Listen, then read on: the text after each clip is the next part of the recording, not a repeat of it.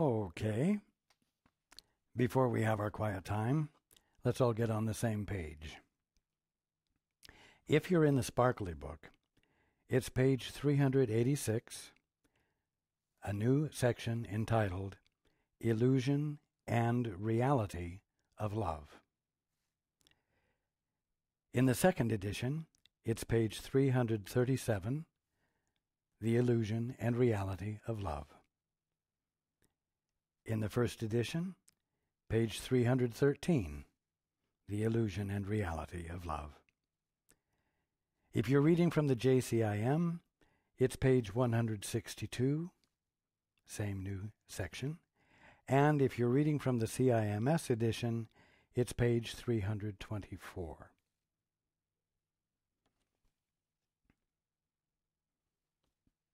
Okay. Let's take a few moments to be quiet together.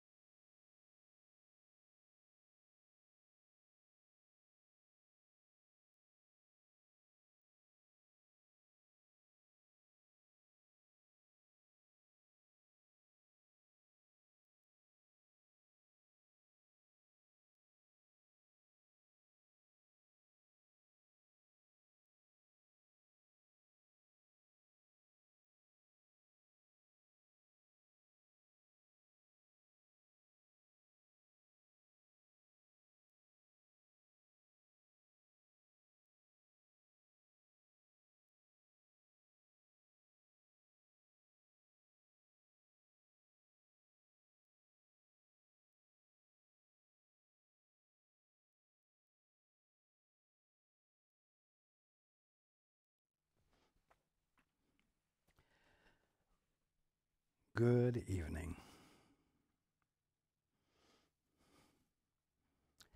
And welcome to everyone who's joining us on the internet.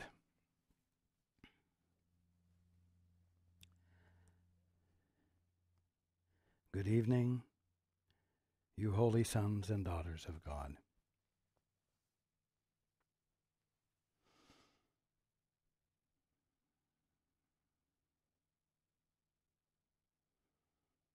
It is the acknowledgement of your holiness, your willingness to embrace it, that actively reconnects you with your Father and sets the scene for returning to your right mind. Or might I say, letting your right mind be returned to you by virtue of your not holding yourself apart from it any longer. We've talked about the fact that you travel with mighty companions, not the least of which is yourself, with a capital S, the Holy Spirit. Not only that, you are companioned with by all of your creations. And they all wait for you on the other side of the bridge, as it were, that goes across the little gap between illusion and reality.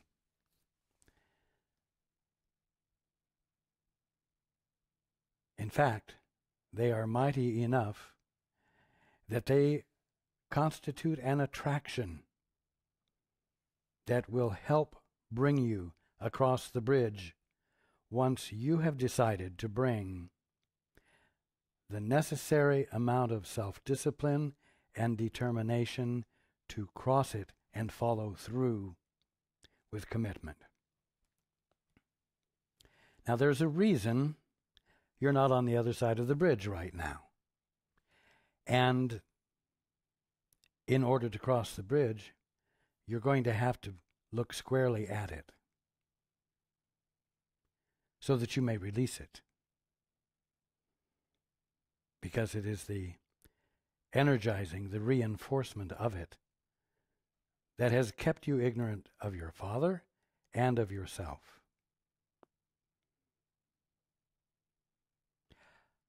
This something is called the special hate relationship. I know we've been talking about the beautifulness of you as the Holy Son or daughter of God. And there's a reason for it. Not only is it true of you, not only is it the truth about you,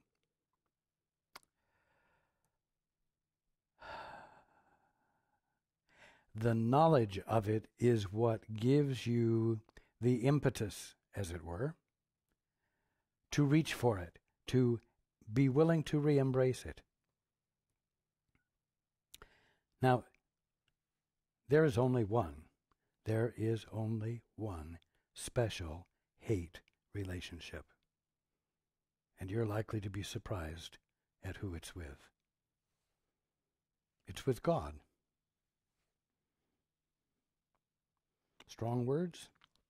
Special hate relationship with your Father? It's not too strong a word. When you decided you would rather see things your way, when you decided you would rather define what things are, and you got a divorce from your father, you stood in flat denial of his place in your existence, the fact that he actually is the source of your being.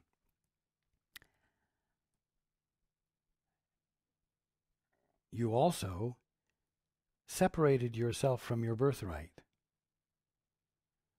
which caused you, as we've discussed many times, to immediately experience fear and guilt.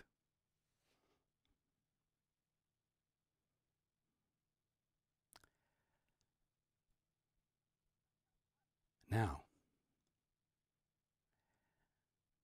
you took on the challenge that fear and guilt represented. You didn't take it as your sanity telling you you were in unreal territory, that you were doing something impossible to do, and to stop. And so fear and guilt became forever present with you as a part of existence. Now, fear of what? What would the fear be about? There's only one thing at this point that the fear could be about, and that would be that you would be found out, that you had denied your Father, that in fact you were in a hate relationship with him. Because you said, I have nothing to do with him. I want nothing to do with him. I want nothing to do with whatever it is I might deserve in terms of inheritance from him. Because I want to experience my independence.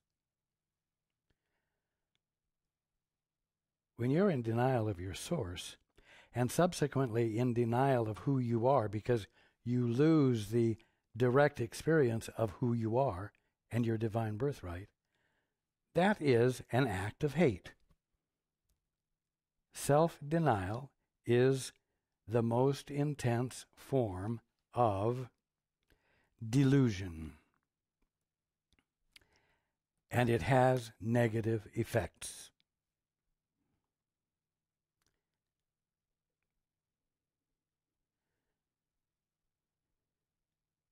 So, let's go into the book. New section, Illusion and Reality of Love. Be not afraid to look upon the special hate relationship. Now, this might seem to be an abrupt shift after talking for a while about the Holy Son of God that you are, and the mighty companions and your creations and so on and so forth, and the availability you have of the holy instant to access your holiness, to access the direct experience of the Father, and to come back into your right mind. But this step is the next step. Once you decide to engage in the holy instant, once you decide to engage in reclaiming your divinity, this must be looked at. Be not afraid to look upon the special hate relationship, for freedom lies in looking at it. If you don't look at it, you won't realize it's there. You don't go around thinking, I hate God, I hate God.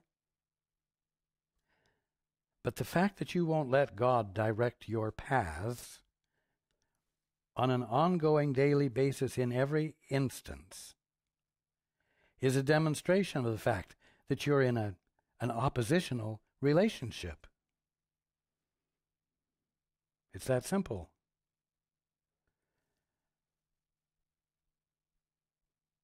So you're unaware of it. You can't possibly come home as long as you're unaware of it, which is why we've been talking and talking and talking about coming home and how to come home and the steps.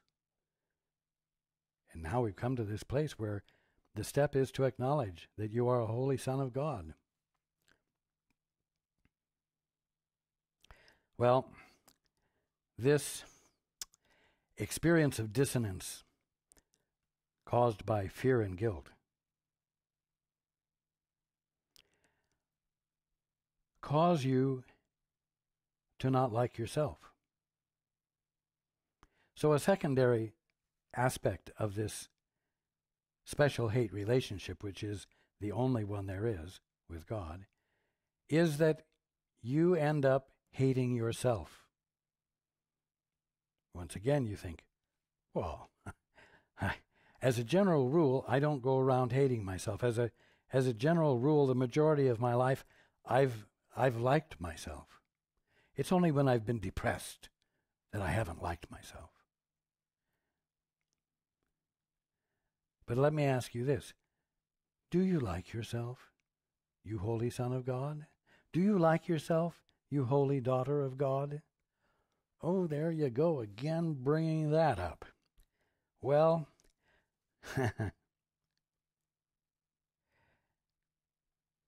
I don't mind embracing in my head the idea that I'm a holy Son of God, but no, I don't want it to be public. I don't want to claim it and live it and be it. Oh, so you don't like yourself, huh? That's what that means. Don't be afraid to look at it. If you don't want to know of your holiness, then be aware of it, because in being aware of it instead of unconscious of it, you have a choice available to you, and so you are further ahead of the game. It's essential for you to know that you have a choice in order to cross the bridge, in order to wake up, in order to come back into your right mind. Be not afraid to look upon the special hate relationship, for freedom lies in looking at it. It would be impossible not to know the meaning of love except for this. For the special love relationship in which the meaning of love is lost, is undertaken solely to offset the hate, but not to let it go. You see, oh no, I'm not going to let it go. If it means I have to acknowledge that I'm holy, I'm a holy son of God, I don't want to let it go. No, I'm enjoying the intensity and the high I get from attempting to overcome the impossible, and in some ways fool myself into believing that I'm accomplishing it. No. But your salvation will rise clearly before your open eyes as you look on this. You cannot limit hate. The special love relationship will not offset it. It can't be changed. It can't be limited. It can't be minimized. But will merely drive it underground and out of sight. It is essential to bring it into sight and to make no attempt to hide it. For it is the attempt to balance hate with love that makes love meaningless to you. The extent of the split that lies in this you do not realize, and until you do, the split will remain unrecognized and therefore unhealed. So, as you move across the bridge, this is the last thing to be healed. It's the last thing to be healed because it's the first unhealed act you engaged in. Your dissociation from the Father and from your conscious experience of your own holiness was your first act in stepping away from the conscious experience of reality. The undoing of it, therefore, is going to be the last thing you do as you return home. And so, although it might not seem a pleasant thing to do, especially when we've had such wonderful talks about your holiness, it nevertheless must be looked at clearly. Now, what's a special love relationship? Well, I'm going to put it this way. A special love relationship is a relationship that covers up a special hate relationship. And what's a special hate relationship, humanly speaking? It's any relationship you have with a brother or sister where you haven't engaged in the two-step, moved into the holy instant, and desired to know the holy truth about your brother or sister. And then, having been infilled with it, relating to your brother or sister from the new vantage point revealed to you. A vantage point that is yours because you decided to join with the Father.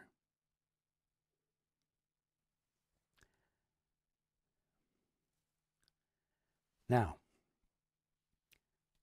as long as you are pretending to be an orphan, in an orphanage, having an orphan mindset,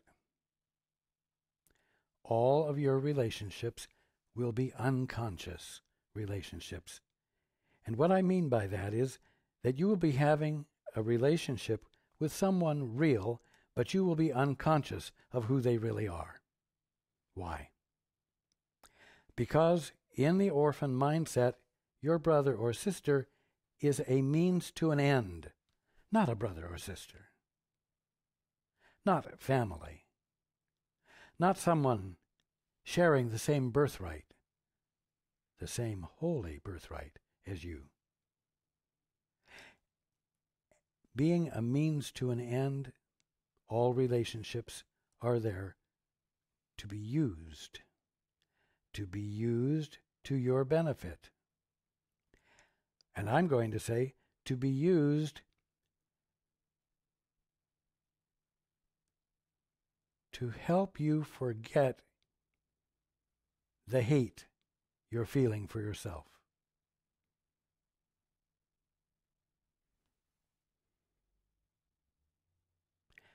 Therefore, you will do anything you will use your brother or sister in any way necessary to cover up the fact that you don't like yourself. Every act you engage in is an attempt to overcome the fact, temporary though it might be, the fact that you don't like yourself, the fact that you don't feel good about yourself. You will use your brothers and sisters to build yourself up into something worthwhile, you hope. That is your goal. Now, what does that mean? It means that you're seeing your brother or sister as an object, as I said, a means to an end. So you're denying their holiness as well. And you know what? You miss connection with them, just as they miss connection with you, because they're seeing you as a means to an end.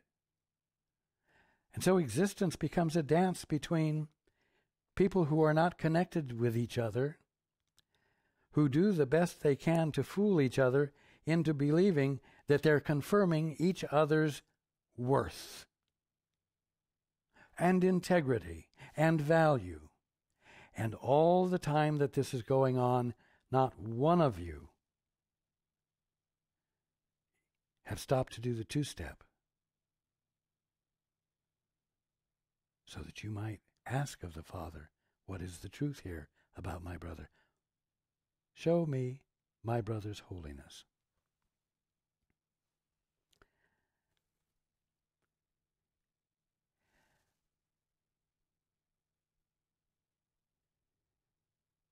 It is amazing that you all get along as well as you do.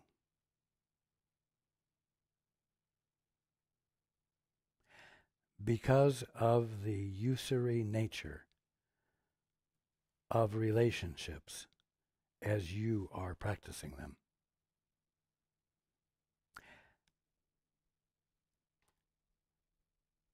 If you don't see, if you don't dare to look at the fact that the way you're relating to each other as orphans from an orphan mindset is cruel and harsh and mean-spirited and destructive, you are not likely to have the impetus necessary to step on across the bridge, to reach for the mighty companions who are with you, as well as all of your creations, and the Father who wish for you to come back into your sanity, your right mind, where all relationships are holy relationships.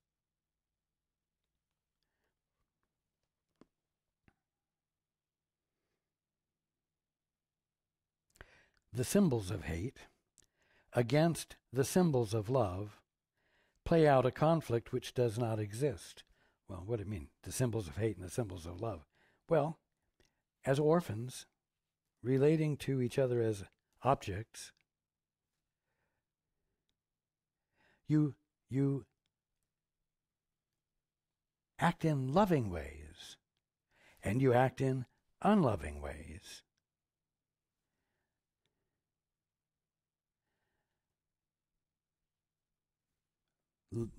Behaving lovingly is not being the presence of love. And so all of your behavior constitutes symbols of love, mutually agreed definitions about what love is, and mutually agreed definitions about what hate is, both of which are false. Because love is not love, and love can be interpreted as hate. In other words, if you have mutually agreed upon definitions of hate,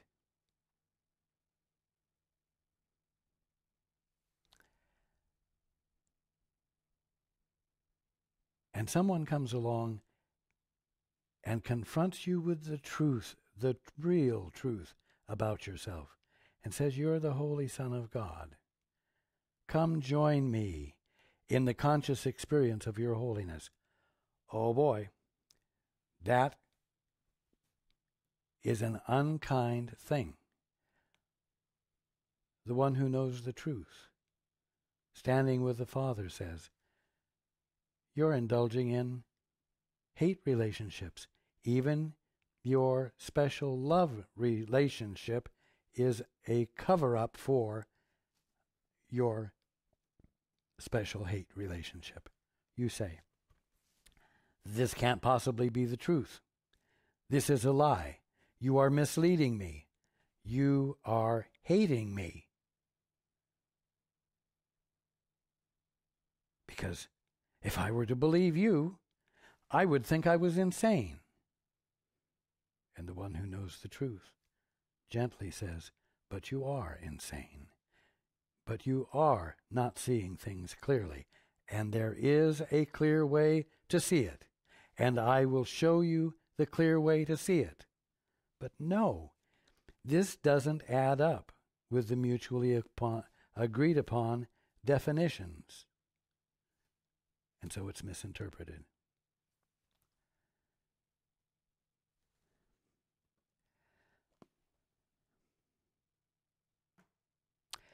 The symbols of hate against the symbols of love play out a conflict which does not exist. It's not happening in reality. It's only happening in mind's misunderstanding. The symbols of hate against the symbols of love play out a conflict which does not exist, for symbols stand for something else, and the symbol of love is without meaning if love is everything. You will go through this last undoing, of looking at the special hate relationship and the special love relationship, to see that they're both hateful, so that it's clear to you that there's no value in holding on to them at all. You will go through this last undoing quite unharmed, and will at last emerge as what? Yourself. You will come back into your right mind. Your right mind will come back into you, you might say. And there you, the real you, will be. Be not unwilling now. You are too near, and you will cross the bridge in perfect safety, translated quietly from war to peace. For the illusion of love will never satisfy, but its reality, which awaits you on the other side, will give you everything. Remember I said the other side of the bridge is on the other end of your attention. So we're not, once again, talking about going on an internal witch hunt to find out all of the awful things about yourself. But we are talking about taking an honest look so that you can clearly see that as long as you're practicing special relationships, as long as you are engaging in them, nurturing them, and reinforcing them, you are keeping yourself ignorant of who you are. You are keeping yourself unconscious of the kingdom of heaven that you are in the middle of, and you are bound to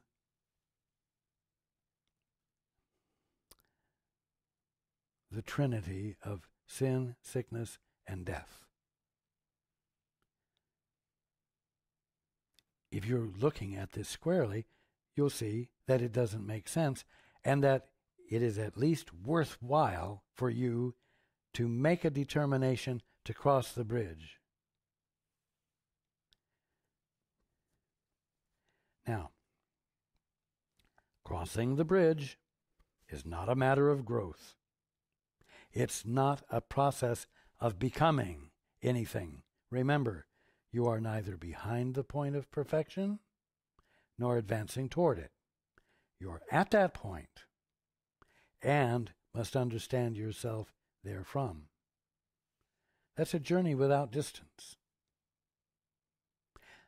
But it's a giving of your attention where it's essential for it to be in order for you to be sane.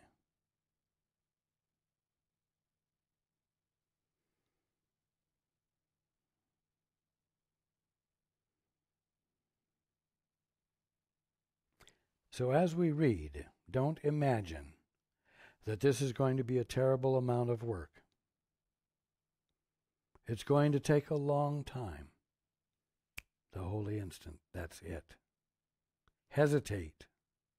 Stop dead in your tracks.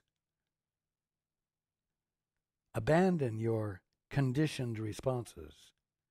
Be still and say, Father, what is the truth here? Holy Spirit, what is the truth here? My guide, what is the truth here? And then listen for it. Genuinely, sincerely.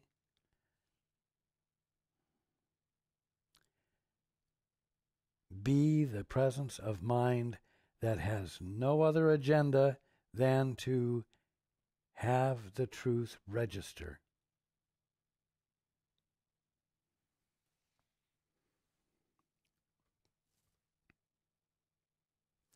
So we're still talking about something simple.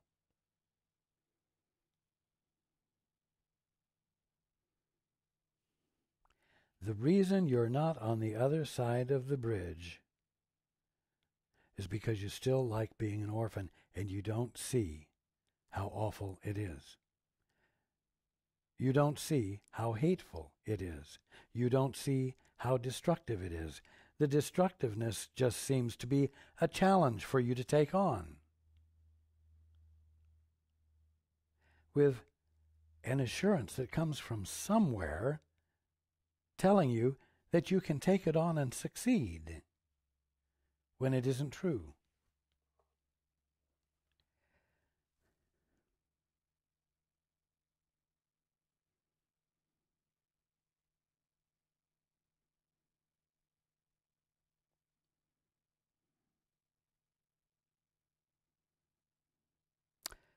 Be not unwilling now.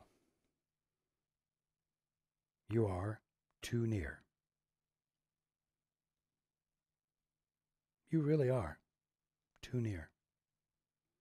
And you will cross the bridge in perfect safety, translated quietly from war to peace. You could say also, translated quietly from getting to giving.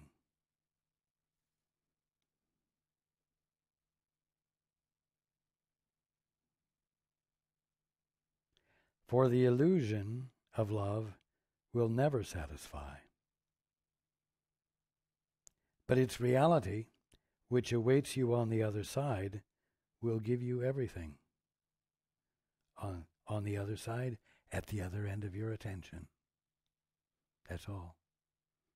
Don't think so much in terms of space. Well, is it a short bridge or is it a long bridge? How far is it to the other side? No, it's just at the other end of your attention.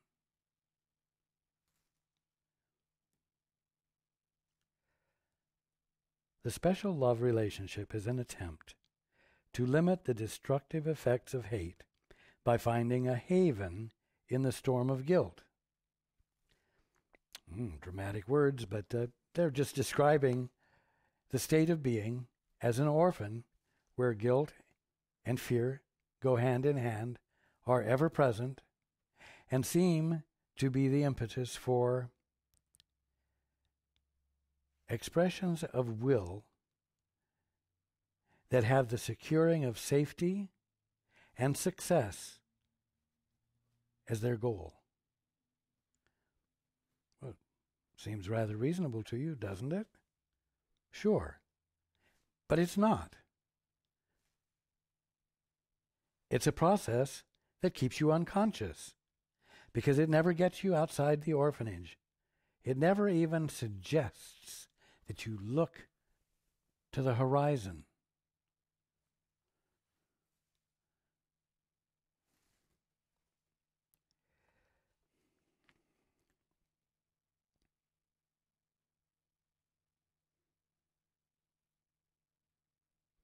The special love relationship is an attempt to limit the destructive effects of hate by finding a haven in the storm of guilt, a soft, caressing, nurturing place where both of you have found ways to provide each other with some form of encouragement that allows you to let down and not energize your fear so much.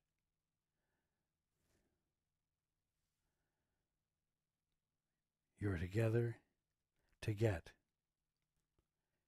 and you demand of each other to give.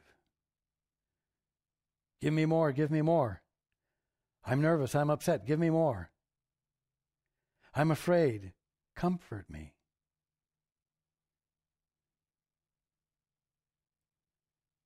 And then, because the other provides some attention that you define as comforting, you set down some of your fear and experience more peace. And you fool yourself into believing that your lover has comforted you. And you fool your lover into believing that he or she has comforted you. And both of you are still in the midst of delusion. And nothing has been accomplished except a temporary lull, a mutual process of fooling each other.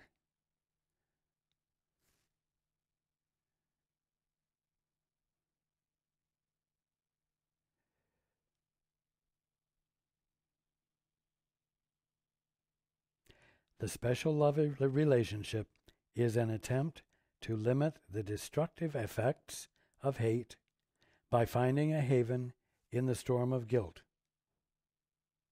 And I'm going to add, without making any attempts to leave it, the storm of guilt. It makes no attempt to rise above the storm into the sunlight. I would say it makes no attempt to walk out of the orphanage and on to the horizon and beyond the horizon. On the contrary, it emphasizes guilt outside the haven by attempting to build barricades against it and keep within them. You're my salvation. You're the one who gives me my peace. You make me feel secure. I'm not going to look outside of you for my good. And I'm not going to let you look outside of me for your good.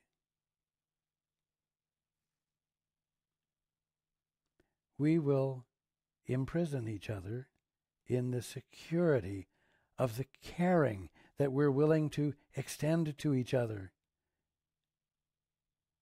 in order to make us feel some measure of peace. Wow. Get. No love, no love. The special love relationship is not perceived as a value in itself, but as a place of safety from which hatred is split off and kept apart. Well, you know what? There may be a certain degree or level of comfort that two lovers can achieve. But if the trinity of sin, sickness, and death prevails, then no security, no safety has been achieved. And the victory of love is a hollow victory. And I'm telling you, and have been telling you, that your birthright is more than that. I could say you deserve more than that, but it's a matter of your birthright. It's a matter of who you are, and the fact that as the Holy Son of God, or the Holy Daughter of God, you already are eternal. And it's your birthright to be experiencing that without the so-called threat, the imagined threat of sin, sickness, and death. That is no part of the conscious experience of your birthright. And it's time for you to be finished with it.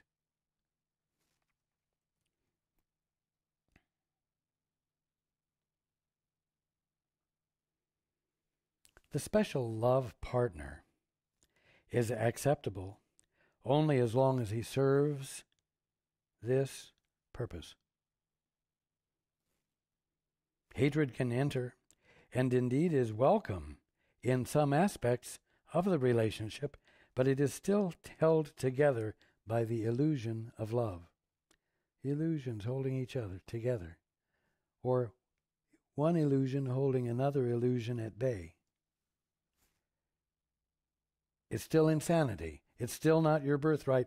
It's still not you in your whole mind. It's not the Holy Son of God that you are at this moment, even though you're not experiencing it in its totality. But you will not shift from the partial experience of it into its totality if nobody points out to you where illusion is happening, where a special hate relationship is happening, where a special love relationship is happening that doesn't constitute sanity at all. If no one points it out to you, you won't look elsewhere. You'll just work within the already established parameters.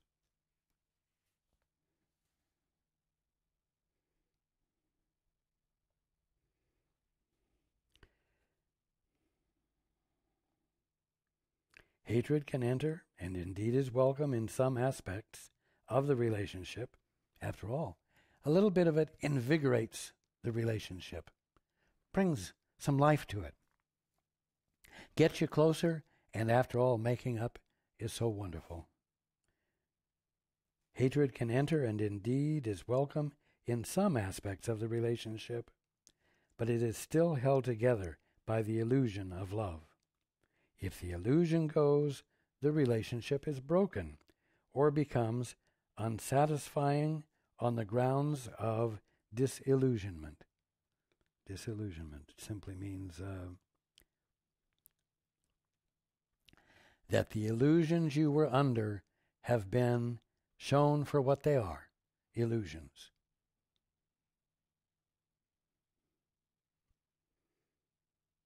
Love is not an illusion.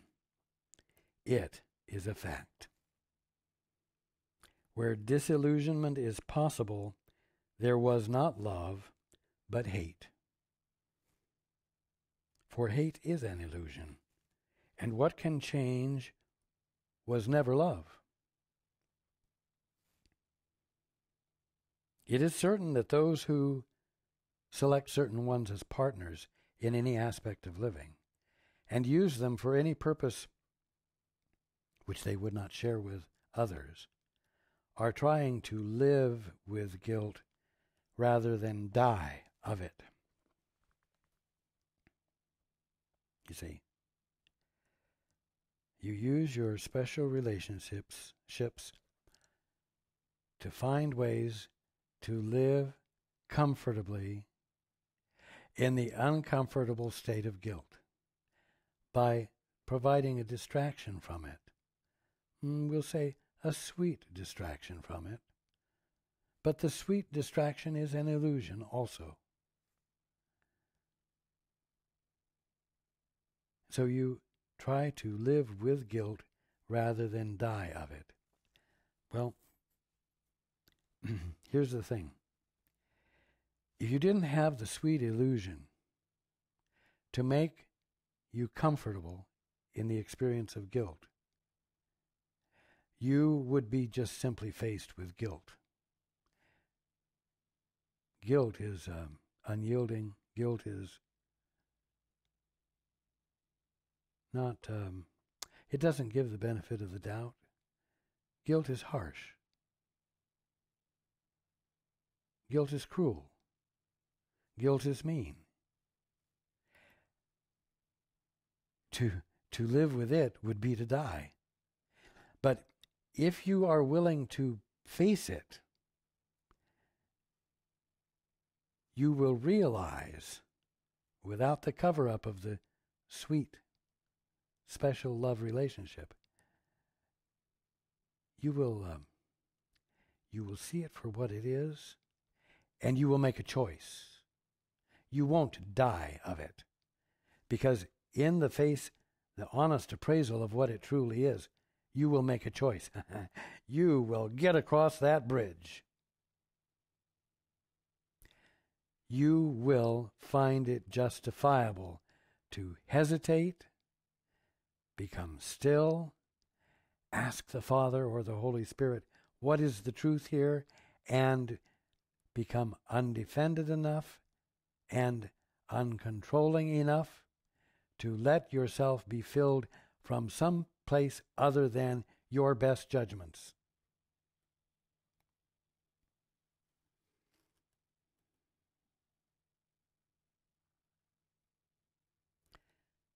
This is the choice they see, trying to live with guilt rather than die of it.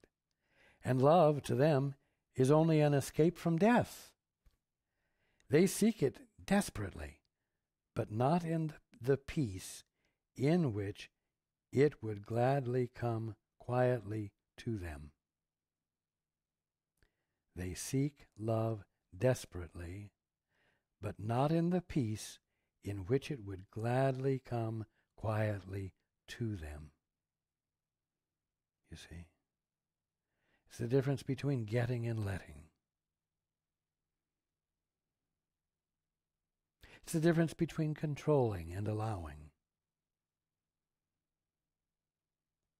And when they find the fear of death is still upon them, the love relationship loses the illusion that it is what it is not.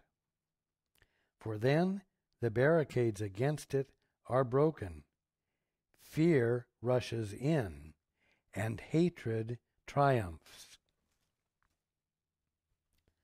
Oh, please, give me the sweetness of a special relationship to undo hatred's triumph, you see. And so you scramble again.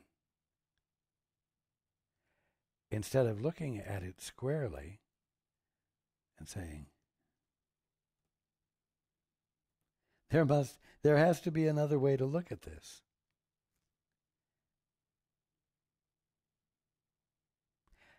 To have enough humility to shut up and ask for help from something outside yourself. That's the way you undo the divorce. That's the way you start across the bridge. To where? The other end of your attention.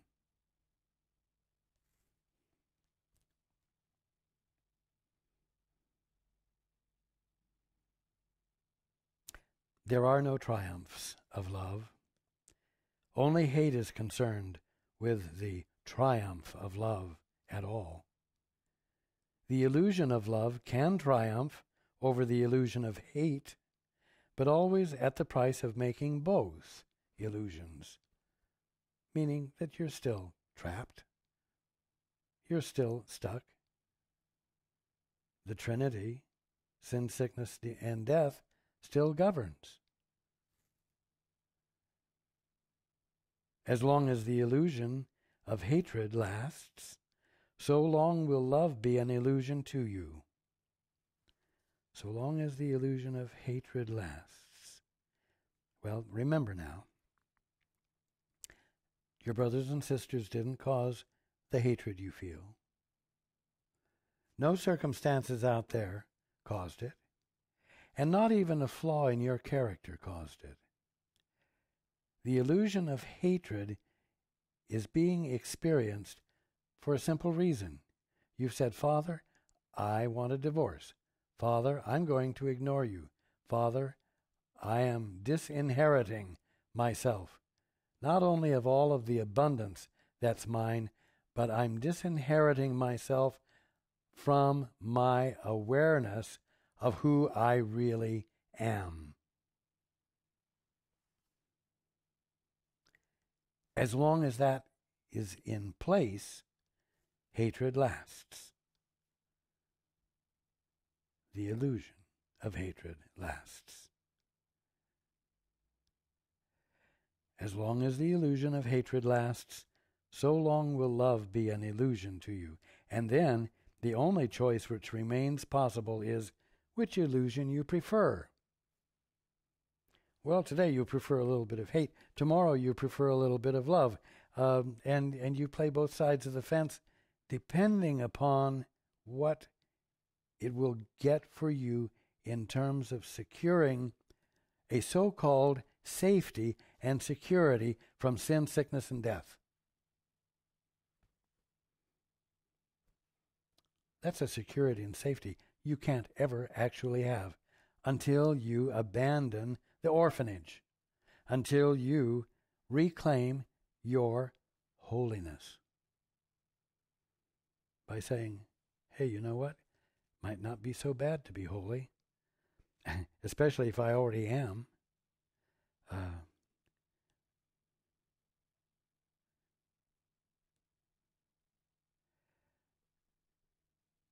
I am going to clearly look at the awfulness of hate and the awfulness of special love relationships. And I'm going to be willing to look at the destructiveness of them and to see that there are no circumstances under which they can be construed as constructive, and therefore my intelligence tells me that there's no profit whatsoever in pursuing them or engaging with them or nurturing them any further.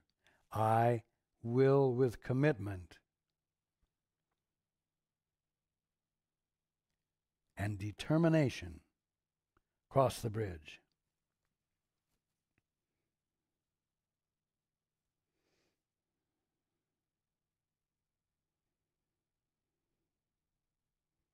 There is no conflict in the choice between truth and illusion, and that's a very important point. Don't imagine that this is going to be a horrendous process. There is no conflict in the choice between truth and illusion. Seen in these terms, no one could hesitate. But conflict enters the instant the choice seems to be one between illusions. For this choice does not matter.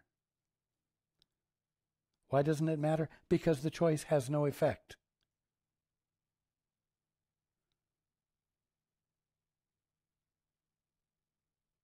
A choice of one illusion over another illusion is still illusion. Nothing is accomplished. No healing is accomplished. No return of sanity occurs. And it's the futility of choosing between illusions and the fact that you have been choosing between illusions that needs to become very clear in order for it to be utterly logical to you, to see the wisdom of deciding for crossing the bridge.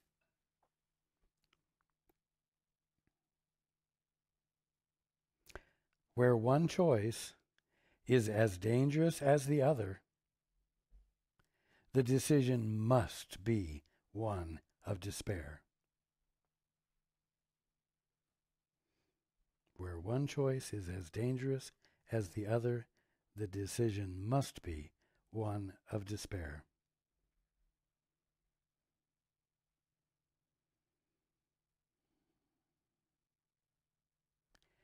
Despair you're already familiar with. Because You're already making choices between one that's as dangerous as another.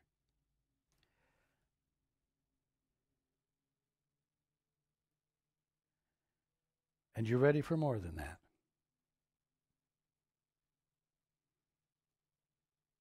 You holy Son of God, you holy daughter of God,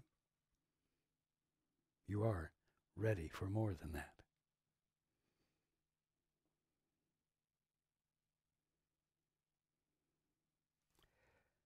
This week, pay attention to how you're behaving.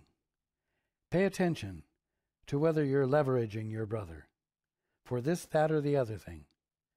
Maybe you're just leveraging that one to feel better or happier.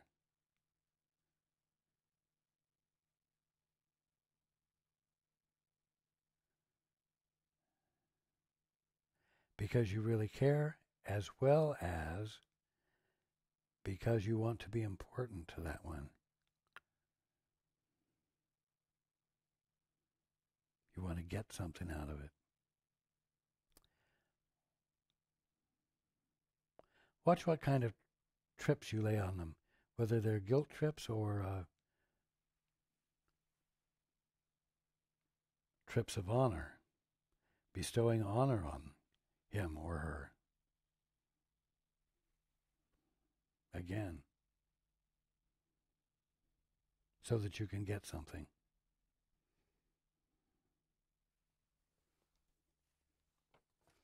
You know what?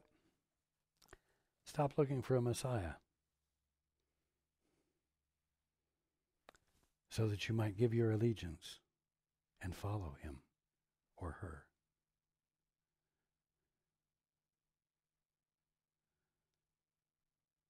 After all, you don't want to sidetrack someone from his or her divinity by trying to prove to them that they are a Messiah that they're not, so that you might do a couple of things. Maybe rub shoulders with that one and be seen as important. Or maybe get that one to do something for you to lift you out of your problems without your having to build the bridge yourself. You see? There are many ways to be unkind to your brother. There are many ways to express hate. And even love is one of them. Not real love, but special love.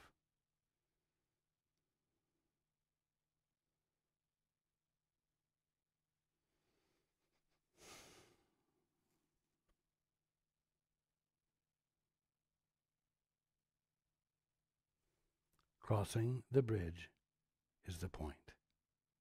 Remember that. I love you all.